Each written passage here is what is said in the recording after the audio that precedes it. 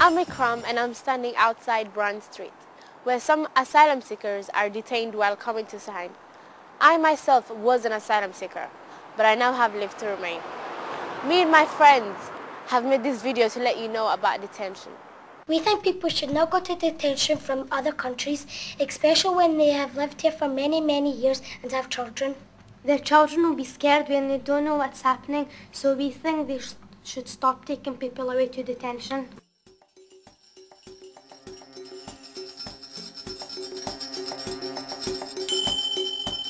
Detention is like this big jail. It's like our prison life. They got fences with the jaggy bits at the top, and then at nights they put the lights on. My name is Leonard, and I know about detention because if you go there, it's like jail. It's like there's no food in this. There is food, but it's like disgusting food. Okay, how did you know that? Because I've been there once. And how did that make you feel? It made me sad and angry and scared. Hey, I'm a asylum seeker, and I came here 19th of June 2001. Then I seek asylum. We ran away because we're running from persecution, from torture. If you listen to news every day, many people to die. How I go back to my country? They take people away like about 6-ish in the morning and they put them into the detention and they decide if they should take them back to their country or leave them here.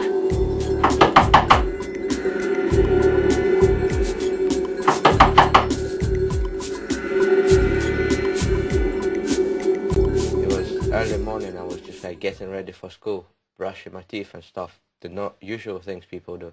And then I just heard this big bang, just like banging, banging, and I was like scared, my hands started shaking. And I just remember that people like just get detained, like done ready these days. It was really horrifying when they broke the door down. I thought they were going to do something to my mom when they pushed her into the living room. I started crying and in this little corner, and one of the police said it's all right. And I said, what's going on? Why are you taking my mom? It said it's all right. It just came to my head, it's either me running away or it's either me getting sent back. So I just got this thing in my head that I thought, well, I'll rather risk it than being detained, because if I get sent back, that's my life finished. They knocked our door, my dad opened it, and then they handcuffed my dad and they said to take your stuff and put it in a case, and then we put our stuff, and then they took my dad in another one, and then they took my mom and me and my sister and my brother in the same van. It was early in the morning, I think it was like 7 o'clock in the morning. So then I jumped down from second floor down to first, because I was like just holding from the bars, and then just jumped to the first floor. From there I jumped down to the ground, but I didn't have like anything on my legs, no shoes, no socks, nothing, just bare feet, and it was like raining that day. I was pregnant, 10 weeks pregnant before when they came and arrest me, and they know that I was pregnant. They came, when they came, they knocked the door, I don't answer the door, and they know that we are there before, and we don't open the door, so they broke the door and they put me handcuffed. You sleep and they broke the door and put you in the handcuff like you are a killer. Just I sleeping. I see many people in my room. I don't know what's the problem. They wake up me. Said I surprised see many people in room. Said you're coming with me to go to the detention. I don't know means what detention before. I don't know this word. And they handcuff you if you're over 16 in case you run away.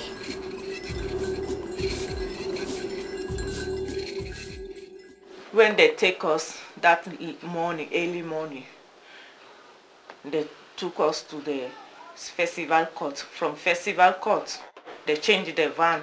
From the van, we go, there's another immigration officer who escort us in the van and they take us to detention in Workington.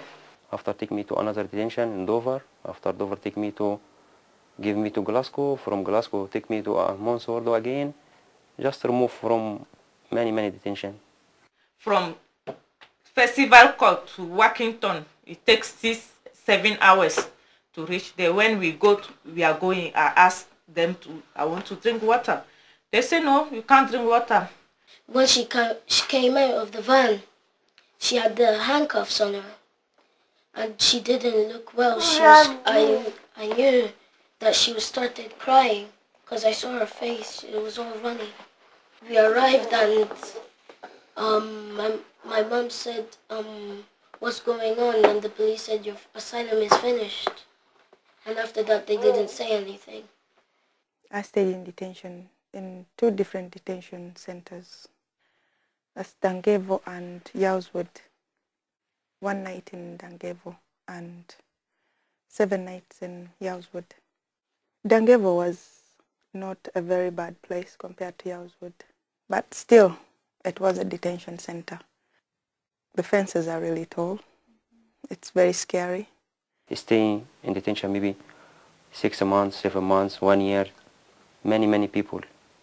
They only took us out like 1 hour every day for exercise or something like that. They took us into the gym, so we never got like any fresh air. We stayed in our rooms, and then they would take, the gym was like right next to the room, just it's like a 30-second walk from our room to the gym, and then that was the only time we would get to see outside.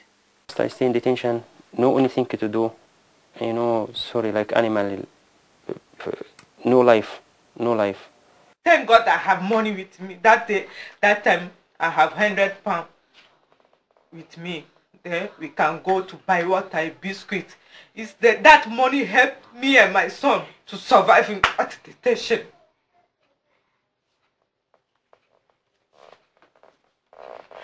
So I will say this detention is, they say it's detention, but it's prisoner. It's not detention. The children can live there. And my son always, when I cry, he says, Mom, you say God will help us. Don't cry, God will help us. We would pray every night and every morning and every afternoon. And there was these other people as well who would just like look after us as well, because my mom couldn't take it anymore. Until now, it's painful to us. If my son still the letter box came to the box, he said, Mom, what is this? Migration again? He have depression, this small boy. Sometimes the stress is too much. You can die there. So it's not good for the children, and it traumatized the children. When my son came back to go to school, it was very hard for him. After detention, he's screaming nights. Every single night he's screaming, Mom, police is coming! Mom, police is coming! They are going to detain us! Every single night until now. Theri, well, I met her in first year, and over the first year we became closer friends. She was in high school on the Friday, and I was planning to talk to her on the Monday about some homework, and she never came in. They shouldn't do this, because people, especially the people who've been here for long, and then they've nearly, like, they've kind of settled in. They've like become a part of the community, and then they've had friends. They're thinking of planning their future. They're planning their future, thinking of what they're gonna do. And one of my friends told me that she'd been taken away, and I guess I was really upset. And